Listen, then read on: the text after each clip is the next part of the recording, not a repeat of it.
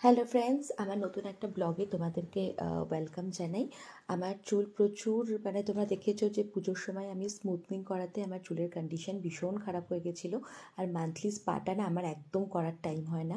তো আজ ভাবলাম একটু টাইম নিয়ে নিজের পার্লারে যাই, বোটক্সটা করাই। আর তোমরা জানো বোটক্সের খুব ভালো একটা অফার অলরেডি আমার পার্লারে চলছে। তোমরা যদি অফারটা অ্যাভেল করতে চাও আমাকে ডেফিনেটলি কমেন্টস করে জানিও। তো ফার্স্টেই ওরা পিউরিফাইং শ্যাম্পু দিয়ে শ্যাম্পু করে নিয়েছে, ভালো করে চুলটাকে ওয়াশ করে নিয়েছে। দেন ওরা প্রোডাক্ট অ্যাপ্লাই করবে।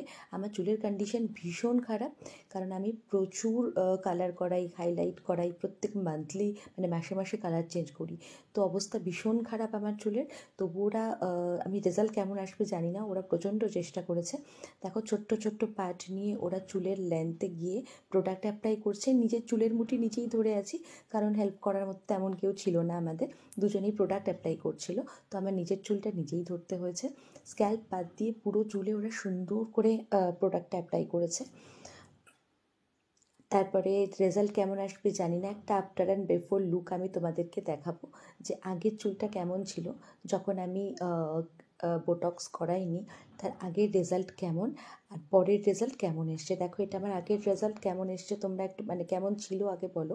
চুলটা ভীষণ ঝাড়ু অবস্থা, এখন রেজাল্টটা কেমন একটুখানি